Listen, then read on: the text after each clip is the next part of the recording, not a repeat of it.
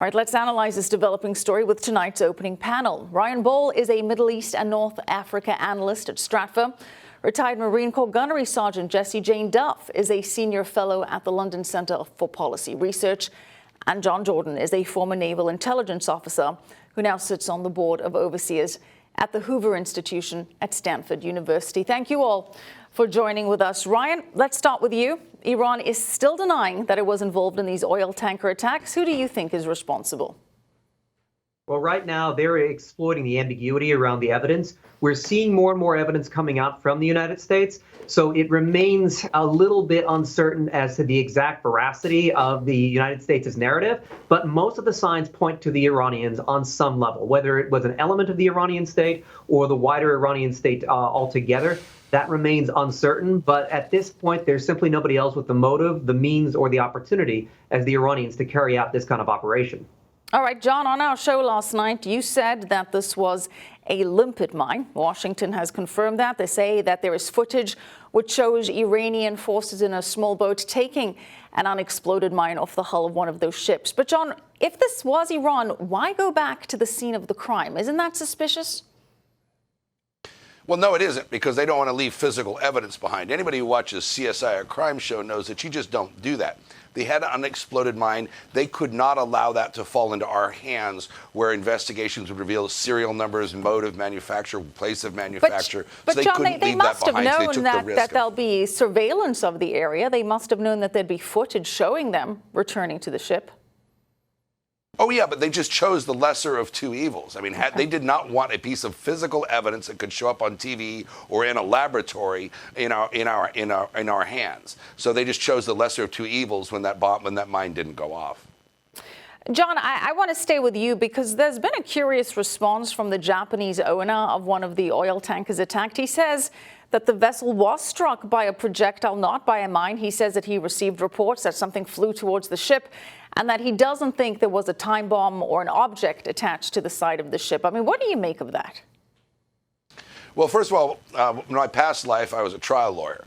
And in trial practice as a lawyer, you understand that witnesses oftentimes are problematic. So here we have double hearsay at least. You have somebody who allegedly saw a projectile, can't identify where it came from, then says it hit, but then the photographs show that it was near the water line where a limpet mine would be. There's no other traffic in the area, and so this person is reporting on something they heard somebody else say. I don't put a lot of stock in that. Jessie Jane Duff, if it is Iran, why would Iran do this? Because you could argue that Iran doesn't really benefit from this because it just has more, it just only heightens calls for tougher action against Iran now. Well, first of all, they want to deny that they did it so that when the U.S. responds to them, they were trying to provoke an attack possibly by the U.S., then the world could come down hard on the U.S. They're trying to gain international sympathy through this. Not only that, the people are not supporting the regime in Iran, and if they feel that they're suddenly going to be under attack, they very well could generate support from their own citizens. That's a possibility.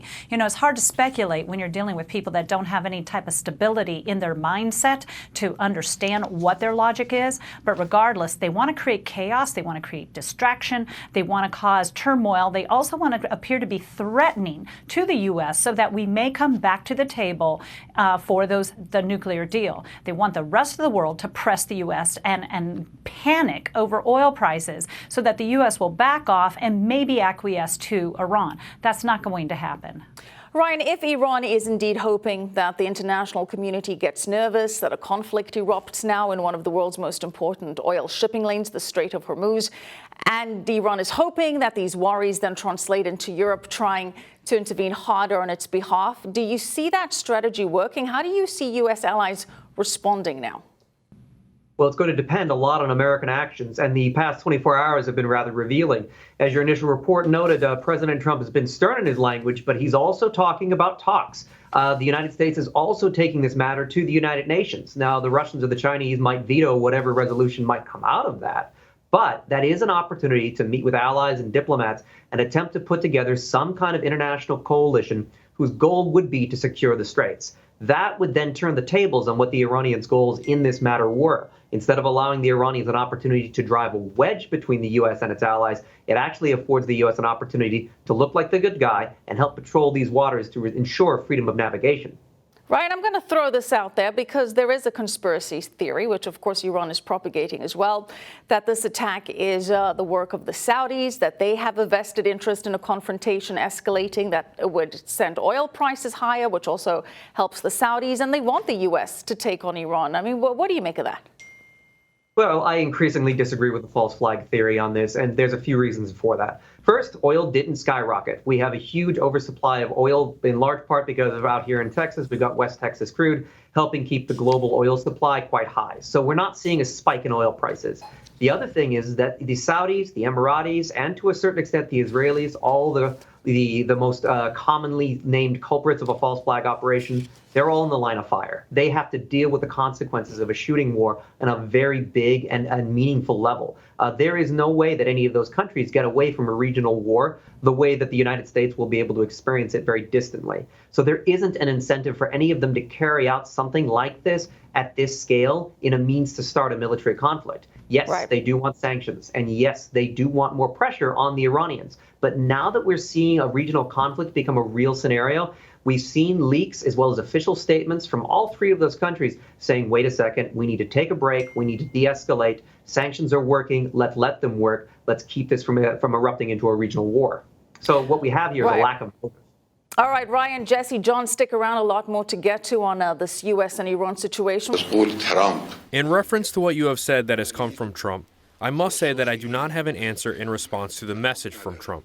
I will share some topics with you, but I am not going to send a message to him because Trump is not someone who is worthy of an exchange of messages. Trump is not someone who is worthy of an exchange of messages. The Supreme Leader Ayatollah Khamenei speaking there to Japan's Prime Minister Shinzo Abe. Let's bring back our panel, Ryan Ball, Jessie Jane Duff, and John Jordan. Jesse, how should the U.S. respond to this? Well, the first thing is that Iran cannot endure these sanctions without feeling ignored. This is a big part of why they're trying to draw attention back to themselves. The U.S. is going to have to offer escorts throughout the Strait of Hormuz for those that require the escorts with our naval vessels to ensure that they're not attacked. That is one way that we can ensure that we keep these shipping lanes open. I'm quite confident that our U.S. Navy can handle this very easily.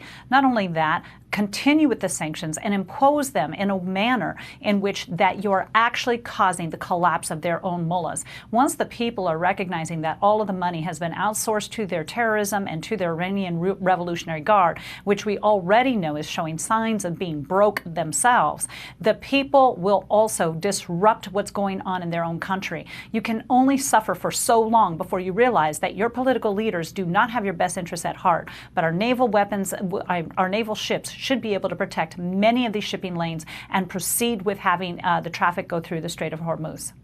Ryan, the U.S. has threatened action against Iran. Can the U.S. afford not to take action, especially if this is Iran testing the waters, so to speak? Well, it depends on what you mean by action. Military action. Military action. Well, in this particular case, the United States can still stop short of that. Diplomatic action that builds up a coalition and drives a wedge between Iran and the people it was and the nations it was relying on would be considered a success from the Americans' perspective right now. The escort strategy is also something that would be effective that's short of militarily retaliating. So the U.S. still does have the option to hold back. It hasn't yet shown signs that it's attempting to build up public support for military actions with this attack. And that's really important for us to be watching, especially from the reaction from the White House, where President Trump was elected on a platform of ending Middle Eastern wars. So there's also electoral stakes for the president as he begins election season about considering military action at any scale.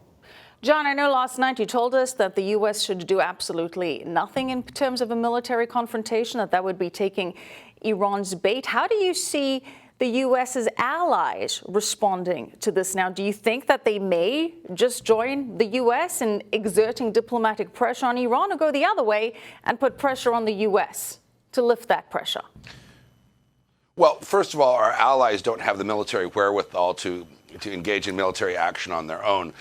generally, I think America's allies in the oil purchasing parts of the world would like us to do nothing. Would like us to ensure that the Straits of Hormuz remain open.